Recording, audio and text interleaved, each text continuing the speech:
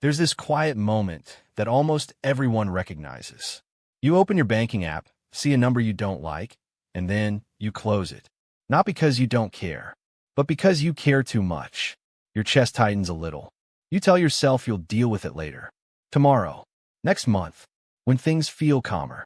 And the weird part is, nothing bad happens immediately. Life goes on. You still buy groceries, still pay rent, still show up to work. So your brain takes that as proof that avoidance works. That not looking is somehow safer than looking. But years later, you wake up with this low-level anxiety you can't fully explain. You've been working for a long time, yet you don't feel more secure. You're older, but not calmer. And you start to wonder, how did I end up here? That's what I want to talk about today.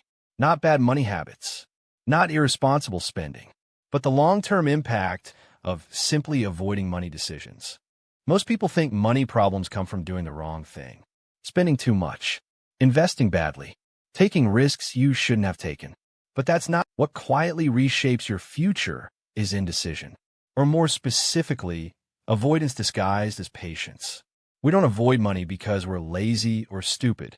We avoid it because money is emotional. It's tied to self-worth, safety, comparison, and fear of messing up.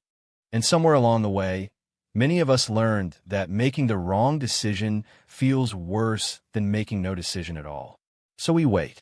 We stay in the same bank account, the same job, the same financial setup, telling ourselves we're not ready yet. The problem is, money doesn't pause just because you do. Avoidance feels neutral in the moment. But over time, it becomes a decision with consequences just as real as any action. Let's talk about what actually happens when you avoid money decisions over long periods of time. Psychologically, your brain loves avoidance because it reduces short-term stress. When you don't look at your finances, your nervous system relaxes. No threat detected. No uncomfortable emotions. Your brain registers relief. But here's the trade-off. You're training your mind to associate money awareness with danger and avoidance with safety. Over years, this creates a habit loop. Every time something financial comes up, a bill, a raise, a savings decision, your instinct isn't curiosity. It's escape. That's why people can go a decade without increasing retirement contributions. Or why someone earning more money than ever still feels broke.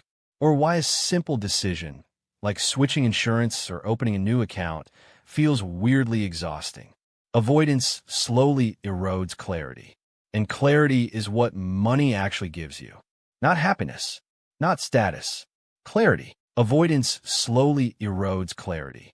And clarity is what money actually gives you. Not happiness, not status. Clarity. When you avoid decisions, you lose a sense of where you stand. And when you don't know where you stand, you can't make calm choices. Everything feels urgent, even when there's also a math side to this, but it's simpler than people think. Money decisions compound, whether you make them intentionally or not. If you avoid saving, you're still making a choice about your future cash flow. If you avoid investing, you're still choosing a return, it's just the default one. If you avoid negotiating, you're still accepting the terms someone else set. Time keeps moving. Paychecks come and go. Prices rise. Opportunities pass quietly, without announcing them. And because nothing explodes right away, avoidance feels harmless. Until one day it isn't.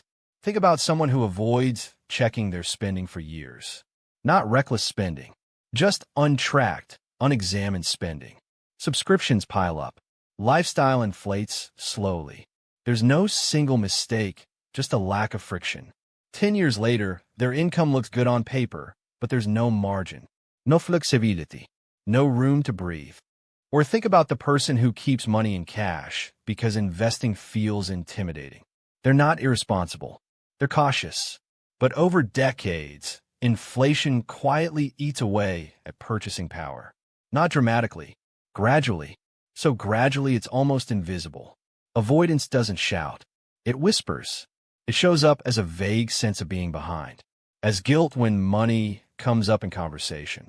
As tension in relationships when finances are mentioned. As the feeling that everyone else got a manual you somehow missed. And here's the most important part. Avoidance doesn't protect you from regret. It delays it. When you finally do look, years later, the emotional weight is heavier. Not because of the numbers themselves, but because of the time attached to them. The what-ifs, the I should have, the realization that past you was scared, and present you is paying for it. That's the long-term impact people don't talk about. Not just fewer dollars, but a fractured relationship with your own decision-making. At some point, usually quietly, something shifts. You realize the goal isn't to make perfect money decisions. It never was. The real goal is to become the kind of person who can sit with uncertainty without running from it. When you stop avoiding money, you're not suddenly confident. You're just present. You're willing to see what's real, even if it's uncomfortable. So what does this look like in real life? Not in theory, but in the middle of a busy, stressful, imperfect life. It starts smaller than most people expect. Instead of trying to get good with money, you focus on reducing avoidance. That's it. You practice staying present for slightly longer than you used to. Maybe that means opening your banking app and not closing it immediately. Just sitting with the number for a moment. Not judging it. Not fixing it. Just acknowledging it exists. If you've avoided money decisions for a long time, I want you to hear this clearly. You're not broken. You're human. Avoidance is a nervous system response, not a character flaw. And the fact that you're even thinking about this means something is already changing. You don't need to catch up overnight. You don't need to fix the past. The only thing that matters is the next moment of honesty. Money doesn't demand perfection. It responds to attention. And every time you choose to look instead of look away, you're quietly reshaping your future. Not dramatically, not instantly, but steadily. Progress doesn't come from intensity. It comes from consistency, from showing up even when it's uncomfortable, from choosing clarity over fear. You don't have to be fearless. You just have to be present. And that's enough to change the long-term impact of everything.